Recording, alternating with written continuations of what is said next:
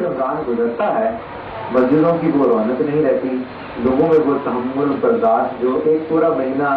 روزہ جو آپ کو تحمل مزاجی کا وہ جو سبق دیتا ہے یا احساس دلاتا ہے، لیکن دیکھنے میں کہ ایک مہینے کے بعد وہ چیز کم ہو جاتی ہے، تو اس کی کیا وجہ ہے؟ جناب سلیم صاحب نے ایک اور بڑی اچھی طرف نشاندہی کی ہے۔ عموماً ہمارے معاشرے میں اس طریقے سے احباب کا رویہ یہ ہو جاتا ہے، ہمیں اپنے رویوں پر نظر ثانی کی ضرورت ہے، اور بلکہ اس پر پہلے تو میں اس اینگل سے اس چیز کو دیکھنا چاہتا ہوں کہ بہت ساری اکثریت لوگوں کی میں نے دیکھی ہے کہ جو رمضان المبارک کو بابرکت ساتھوں کو تراویح کے ساتھ اپنے آپ کو سحر و افطار میں اور لوگوں کے جو ہے نا وہ بھلائی کے ساتھ محبت رکھتے ہیں، تو ان لوگوں میں یہ چیزیں میں نے اکثر دیکھی ہے کہ وہ لوگ جو پہلے ایک نماز پڑھتے تھے یا 2 نمازیں پڑھتے تھے، اب تو یقیناً 1-2 جگہ پہ مجھے بھی اتفاق ہوا ہے، میں جمعے کے اندر بھی جب دیکھتا ہوں تو ہمارے یہاں بھی یہی چیزیں دیکھتے ہیں اکثر کہ وہ لوگ جن کو عادت نہیں ہوتی وہ الحمدللہ رمضان کے بعد بھی ان کے اندر یہ چیزیں آ جاتی ہیں۔ لیکن اب جو چیز آپ نے کہی وہ بھی یہ ہوتا ہے کہ لوگ یہ سمجھتے ہیں کہ شاید ہم نے یہ جو ہے وہ کر لیا ہے، رمضان رکھ لیا اور بہت بڑا یہ کام ہم کر چکے ہیں، یقیناً بہت بڑا کام کیا انہوں نے، لیکن اس کام کا یہ رمضان المبارک کی بابرکت ساتھوں کو پانے کا اصل مقصد اور مدعا اور یہی ہے کہ ہماری زندگی میں ایک چینج آئے، ایک ہماری زندگیوں کے اندر یہ تبدیلی آ جائے کہ ہم جو ہے وہ اپنے آپ کو جس طرح اس رمضان المبارک کی ان بابرکت ساتھوں میں ہم اللہ تعالیٰ کی طرف زیادہ رجوع کر رہے تھے، تو یہ ہونا چاہیے۔ اور یقیناً میں تو یہ یہاں پر ایک نقطہ کہتا ہوں کہ اگر کوئی یہ سمجھنا چاہے تو اس کے روزے منظور ہوئے ہیں اور اس کو روزوں کا فوائد، اس کے روزوں کے فوائد اس کو نصیب ہوئے ہیں اور روزوں کی اس نے جو احتساب کی کیفیت کو پایا ہے، ناظرین کرام میں یہ سمجھتا ہوں کہ وہ ضرور پہلے اگر نمازوں کی پابندی نہیں کرتا تھا، پہلے اس سے جھوٹ بولا جاتا تھا، پہلے وہ غیبت کر جاتا تھا، لیکن اب رمضان کے بعد اس نے سچے دل سے احتساب کے ساتھ جب اس نے قیام اللیل کیا اور روزے رکھے اور سحری اور افطاری میں اپنے آپ کو اس انداز سے اللہ تعالیٰ کے حضور پیش کرتا رہا، تو وہ یقیناً یہ پازیٹیو سائن سمجھے کہ وہ ان معاملات کو باقی 11 معاملے کنٹینیولی وہ ان پر عمل کرے، تو سب سمجھ لیجیے کہ وہ بندہ جو ہے وہ کامیاب اور صحیح معنی میں روزوں کی افادیت اسی کو نصیب ہوئی۔ بہت شکریہ۔ اس کہیں کہ روزے داروں کو آخرت میں کون سے ایسے بلند درجات ہیں جو نصیب ہو؟ ماشاء اللہ، یہ تو بہت زبردست سوال آپ نے کیا ہے کہ دنیا میں تو ان کو بہت ساری اللہ تعالیٰ نے نعمتوں سے نوازا ہے، لیکن ناظرین کرام اس سوال کے لیے جو ہے وہ درۃ الناصحین میں حضرت عثمان رضی اللہ تعالیٰ عنہ سے ایک حدیث پڑھی کہ جس میں حضور علیہ الصلوۃ والسلام سے آپ نے یہ ارشاد نقل فرمایا ہے کہ روزے داروں کو بڑے بڑے درجے نصیب ہوں گے،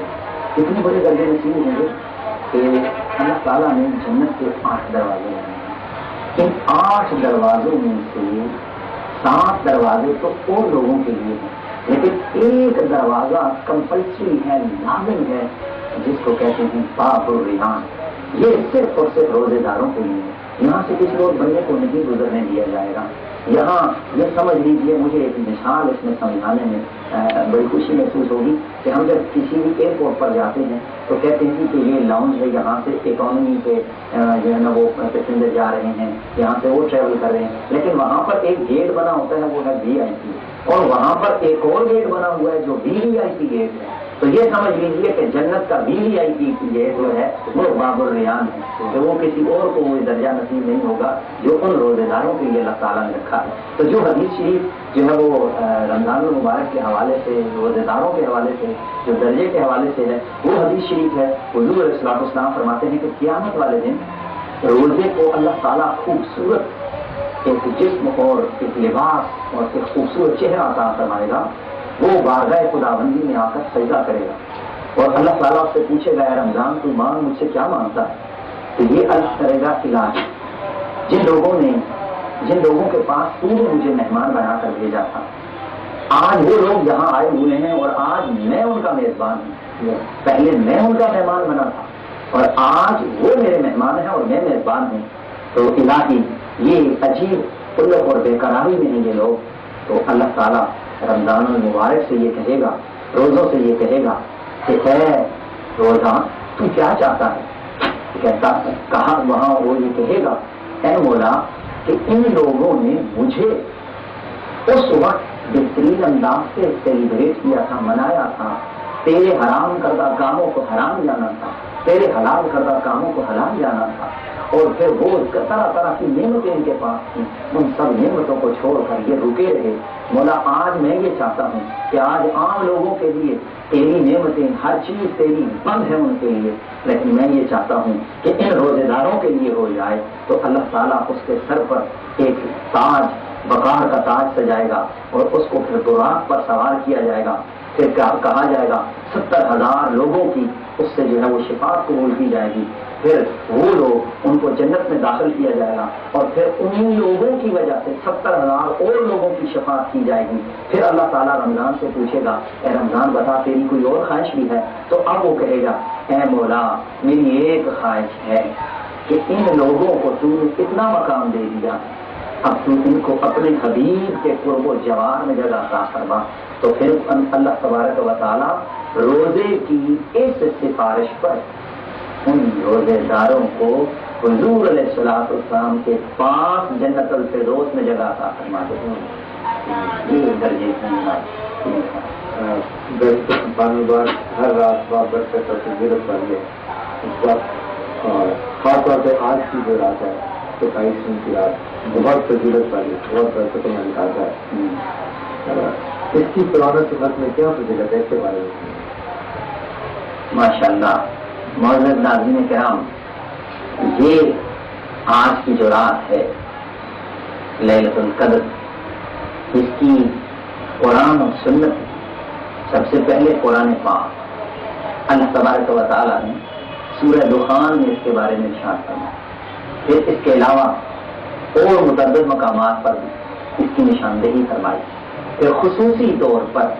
अल्लाह तबारक व तआला ने अपना करम और ihसान और फज़ल फरमाते हुए 30वें पारे की सूरत नंबर 98 के अंदर अल्लाह तबारक व तआला ने इस नाम से पूरी सूरत नाज़िल फरमाई, जिसका नाम रखा सूरतुल क़द्र। उसमें फरमाया, इन्ना अंज़लनाहु फ़ी लैलतिल क़द्र, हमने बेशक को नाज़िल किया है कद्र में, और कद्र वाली रात में नाज़िल किया है। बेशक ये क्या चीज है मौला जिसको आपने कदर के लिए भेजा है और कदर के पास भेजा है और कदर में भेजा है? तो फरमाया ये रात दिन नहीं है,